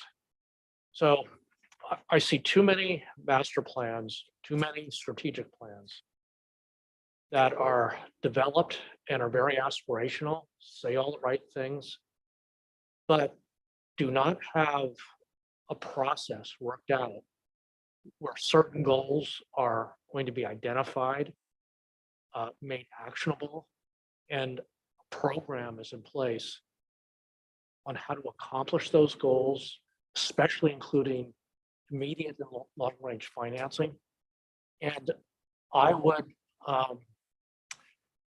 in this section, rather than identify, I think it's premature to identify the targets. I think a lot more thought needs to go into it by not only us and the board, but the community as a whole, the parents, the kids, you know, the teachers in each of the sites, to really think it through, because it's nice to say we're all supporting environmental goals, but oftentimes those increase the cost of housing and cost of construction, have long range costs down the road. When we look at plantings that comes out with Vargas, the greening area there, we have limited space there that's all competing for, you know, for the same thing there. And we're going to face that increasingly down the road. And we don't want to put in plans, especially for long range environmental goals that might work for 5 years, but are completely, completely not going to work in 10 years from now. And so we're facing all of these things in our district and in the citywide. And to go through, it's going to be very complicated, okay, is what I'm saying. And we need to really, to make it work, to really achieve our goals, we need to think it through. And I think by doing that, we can serve as a model for a lot of the other programs that are being discussed currently within our city. Thank you. Trustee Blakely. I echo what Trustee Lambert just said. Also, I had written in the question of where do we come up with a 30% number, especially for converting hardscape? Where did that come from? That number comes from the California Green Schoolyards Association. Okay. Yes, Green Schoolyards of America. I know it says to the extent feasible, but I think I had questions about putting those specific numbers in. So sort of one size fits all standard in a resolution. So I have questions about that. The other question I had, I'm generally supportive and I like the fact that we're putting emphasis on this, but also like when I went to look at the strategic plan, like where does this fit in the strategic plan? And also where does this fit in terms of district resources? You know, like if we do something like this, and I know it's over a long time horizon, but are we going to be pulling staff off of other things that we already said were our top priorities in the strategic plan? And so I just wonder, again, I'm supportive, but I'm just wondering whether we need to revisit the strategic plan. It sort of fits into the goal 5 part of it. That was just the flexible learning spaces, but I looked at it and I didn't, you could talk about greening helps with social emotional, you could fit bits and pieces of it in a couple of other places, but I just think we need to look at it in the context of the overall priorities. And I'm wondering if you had any thought, or Dr. Rudolph, any thoughts about how that would fit? I think, when this was brought to staff, we sort of viewed this as this could probably run concurrent if the board was amenable to the monies that we put aside for outdoor learning, and how we brought up that it's sort of that outdoor learning, the genesis of it was really rooted at the start of the pandemic, and that this could afford us the opportunity to sort of repivot that idea to create, sort of what we're doing at Vargas and use that as a model. And we do have funds that are already sort of appropriated for outdoor learning spaces, about $10 million. And so repurposing that could definitely help.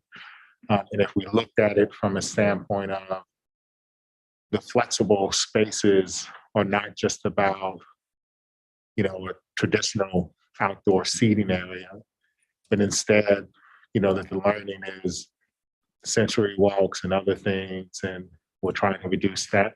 I think staff and, working with Carducci, we may be able to bridge both of them together. I'm not sure if we can get to 30%, but I do think that there's definitely some possibilities that sort of exist. So at least for us, that's sort of how we saw it fitting. I don't know if I would argue that that wasn't really the intent of the strategic plan. That was more, the strategic plan was really focused on creating outdoor classroom spaces that kids could go into, not those flexible learning environments. So I think that would be a revise that if the board, if that's the direction we go, staff would definitely bring back that part for an amendment to the strategic plan. Thank you. You know, I like to encourage, you know, sort of everybody to not get bogged down with numbers. We see way too much of that happening. We say, oh, we take down a tree, 2-to-1 trees. That's okay, we solved the problem. I thought earlier this week during the Vargas screening, one of the representatives from Canopy, I think spoke very well about saying how wonderful a great big tree is that can shade an entire area rather than planting a bunch of small trees. I think just putting out a number there, then people sort of chase the number without thinking about what are we really trying to accomplish here. Mhm. And so I'd get rid of all this, you know, 3 acres per of open space for 1,000 residents. No, what's functional? What do those residents need? You know, with their green space and open areas. So I just get away from all of these numbers and think about function. Another thing I think had come up at the Vargas screening was that there was a lot of talk about sort of having things equitable for each of the schools. Now, that's sort of a broad idea, but we all know that all of our schools are different, all the campuses, they serve a different population, serve different needs. And so they're not always going to be the same. And it just, what we have to do at each of our schools and throughout Mountain View is figure out what is needed in that area and to make that work for that community and for those kids and teachers there. Thank you, Trustee Lambert. Any other questions? Yeah, no, I think this feedback is really helpful. I think overall the objective here is to be bold and sort of thinking about what the possibilities are. But like you said, every school site is unique, but we need to spend a little time doing that research to see what is feasible. And I think that's why that word shows up throughout the sort of those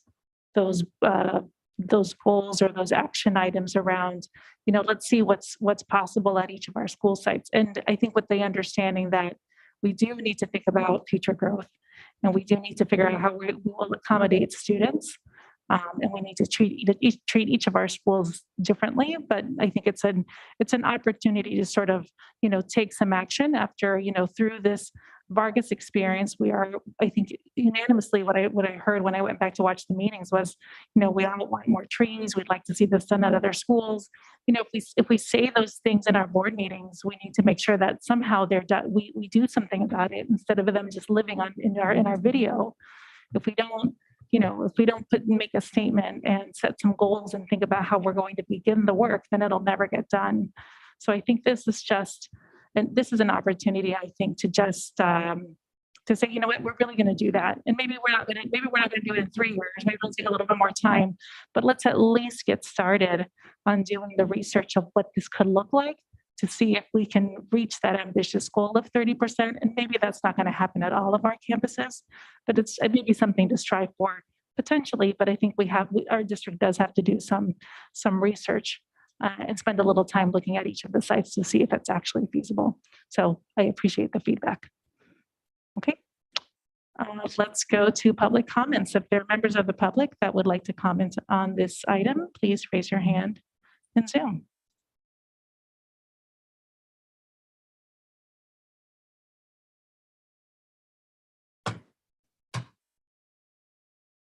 Okay. Seeing as there are none.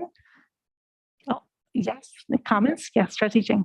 Oh, I see one. Thank you. Okay. I see one hand in Zoom. Pei Lee. If you can unmute yourself, you have 3 minutes to comment on this item. Great, thank you. So, hi, school board trustees. I am Pei Ying Lee, she, her, hers. I'm speaking on behalf of Green Spaces MV. Some of you may know of us, but we are a community group that strives to make sure trees, native plants, biodiversity thrive alongside built elements for the health and well-being of our greater community and, of course, our students. I think we do really appreciate the climate change and greening schoolyards resolution. As one of the trustees said, making a statement, figuring out what we can strive towards is a great step. I think it's very important that we are investing in nature at our schools and intentionally thinking about how we can and how we should repurpose outdoor spaces on our school campuses. In addition to climate change, our group would like to bring to the board's attention other ecological issues. There's artificial light, light pollution, biodiversity loss. These are all emerging environmental concerns globally, locally, and they do have negative health impacts for both humans and animals or wildlife. For example, artificial light can disrupt human biological cycles and our sleep patterns. Artificial light can also interfere with wildlife and their necessary nocturnal and migration patterns. At the local level, we believe we have the opportunity to address climate change as well as light pollution and biodiversity loss. And so we hope we can design schools with what the resolution proposes: school gardens, green corridors, diverse trees, canopy, native plants. With that said, we also want to say that we do appreciate what's proposed in the resolution, but moving forward, we have some suggestions. Please consider including lighting standards and biodiversity strategies in policy and plans. We really appreciate engaging with the community and getting neighbors and students and teachers input. Also consider getting input and building partnerships with specific community groups already working with Mountain View community and students. So you mentioned Canopy, they're awesome. Other groups such as Living Classroom and Soil and Water both work with gardens. So I think that'd be great to include. Also, we want to say that the city of Mountain View is developing a biodiversity strategy and urban forest plan. So we hope that there's opportunity with Vargas and other Mountain View Wisdom schools to build on the momentum of citywide strategies and outcomes. We really appreciate what trustees have said just earlier about really intentionally planning and figuring out what our goals are. I think a lot of our group members also think that time and funding are critical. So as we move forward, thinking about what is the timeline and budget that we do have to grow trees, nature, natural elements into our schools. Trees do take at least a decade to mature, nature takes time to grow. So we strongly support any possibility to advance the timeline of greening our schoolyards. Thank you. Thank you. Oh, thank you for your comment. Thank you. All right. Any other final comments, Trustee Chang? Thank you. I am excited and fully support us having a climate change resolution and green schoolyards. And I actually think they're kind of two different things. I'm fine they're in the same thing, but I recognize that some of our colleagues have said that they don't like having a metric, like a number in the resolution. And I'm actually the opposite. I am respectfully, I really think it's important that we do have a minimum threshold. And I see it as a minimum. And if the numbers, and again, this is a discussion item. So if the district comes back and go, this is not a minimum number, this is then maybe the number needs to change. But saying that in 12 years, we're going to hit a number in the current resolution that says 30%, it gives it teeth. Because, back in December 8th, we already did a green school operations to our board policy. But back then, we had, there were no metrics in our board policy there, so what happens, we didn't set a goal to meet. Here we have a goal. And another reason why the goal is important, actually, I think we should have new language, is about new schools. Because if we say that 30% of our space should be shaded, then that would have set a metric when we build new schools. And if we had that in place when we built Vargas, then Vargas would already be a third green. And the reason why I say that is, while I'm really excited to see more trees at Vargas, we just need to be intellectually honest that this is a climate change resolution, and climate change is caused by carbon emissions. And the reality is us pairing up blacktop and construction materials and the construction and the transportation to bring outdoor learning to Vargas. Even though trees provide carbon capture, the carbon footprint of us doing that open schoolyard is going to exceed the carbon capture of the trees we put there. So from a scientific standpoint, we're not helping the planet by greening Vargas. We are bringing environmental awareness, and it's the right thing to do. But if we had a resolution with metrics in place, then all our new schools would have been built with the trees. And then we wouldn't have been tearing things up and putting down new pipes for, just to, so like, I just don't want to think that green schoolyards alone means that we are helping the environment. Because the one thing that's not in here that it's a discussion item, which means that we're workshopping, right? Because it's not a resolution of two people, it's a resolution of the board. I would strongly urge us to put in something about waste diversion, zero footprint. So one of the first school districts in California to do that at Oceanside and down Southern California in 2014, they committed as a school district to bringing their school waste down by 75% over 6 years. Palo Alto, closer to home, Palo Alto Unified has committed on to the city goal by 2030, 95% diversion. And I love that we have a green space goal in 12 years. I would love for us to also in that 12 years set a goal on some direction towards zero waste.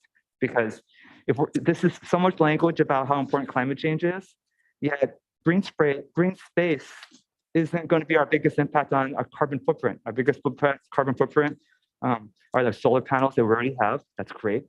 But the waste we produce, and our energy usage, and getting our kids to carpool and things like that. So, and we can't control carpooling necessarily. I think we can do more, but we can't control our trash. So I'm looking forward to supporting this, but I really hope when it comes back that we have something more about climate change. And on that, it's waste. And so, thanks. Thank you, Trustee Chang. Trustee Blakely. Thank you. I like the idea of including a zero waste or reduced waste. And I want to commend you for coming up with this idea of doing a policy, because I think it's a great idea. I differ from Trustee Chang about the 30%. In particular, the 30% conversion of existing blacktop space. It may make sense, it may not, it's going to depend. And so I don't like that one size fits all solution. I think you could say, as much as is reasonably practicable, or come up with something else that you still say this is a goal. But I don't know that we necessarily, at the last board meeting, you said hardscape is really great for kids. Some of it is. And so I don't like just cramming this into a specific formula. The other thing is, when I just was pulling up aerial views of our campuses, if you count the turf at Vargas, it's almost half green space now. And also the two middle schools, they're at least 30% green space if you count the tracks. Now the tracks are turf or man-made, so maybe that doesn't count. But I think we're pretty close. And the other thing is, you talk about future school building. We may end up with a postage stamp size lot. And the prior board did visit some schools in San Francisco that had in San Jose that had rooftop gardens and things. But, we may have to work with what we have to work with. And we may love to, say, okay, 30%, but I don't want to do a tall, skinny tower so that we can leave this much that's going to be in the shadow to get the 30%. I think we're just going to have to be practical and try to maximize green space as a value. I also think, just based on everything we've been doing with Vargas, we're going to plant more mature trees in the future where it's feasible, especially where they're more needed. I love the piece in the resolution about equitable. We talked about that at the last board meeting, that some schools are more in need of it. And I like the idea of comprehensive, let's look at all these things, not just the greening. So I really applaud you for starting to get us focused on this. But my one real concern, other than picking up on some of these other ideas that we can include in there too, is those 30% benchmarks. And I'm also glad to hear that it sounds like we do have the resources and can fit it in. And I would be supportive of tweaking the strategic plan piece about flexible learning spaces to talk about more, environmentally greening, and I don't know what the language would be, but an environmental goal at all of our schools and using that funding that way. Thank you. Great, thank you. Trustee Lambert. Yeah, so I'd like to make a process recommendation. I think it would be relatively, as a first step, is to go forward with a resolution, work on it with the actionable item is to be set up a process with a timeline or a goal in time to come up with a sort of a more comprehensive plan to go forward and implement the statements made in the resolution. That way we can get, I think, something done relatively fast, then set up a team, maybe a subgroup, a group who's working then on the, on the details and the implementation and, reaching out to community, things like that. Is over a 6-month period or something like that, whatever is reasonable. Thank you so much. Yes, another comment. Yes, Trustee Chang. Just a brief one about it seems like our new schools are the ones with the least greenery, and so that's why I think it's important. With the question about maybe some of our future new schools may not have the land issue or may have the land to do traditional green space, but not all green space is traditional. Carbon capture can happen in with living walls, so a lot of tall buildings have greenery that goes up the building. You even have interior greenery, or at least rooftops. So I think that if there's something that we do now for future boards to remind them, it was a mistake, in my opinion. It was a mistake that Stevenson and Vargas, 2 brand new schools, were built without enough greenery, because it is a waste of money and a waste of carbon energy, it's pollution and energy to have to redo brand new campuses. So I think if there's anything we can guide future boards, yeah. Well, thank you, trustees. And your feedback is incredibly valuable. I'm hearing that there's support for elements and some things to just refine. I'm also interested in making this something that's going to work for our school and our students.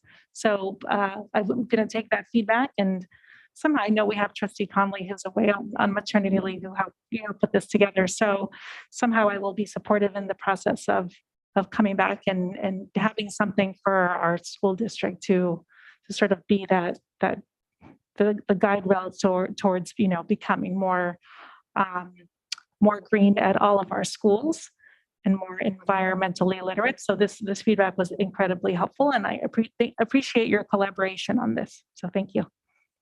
Okay. And with that, we are going to move on to item 10, board updates. Are there any updates from the board?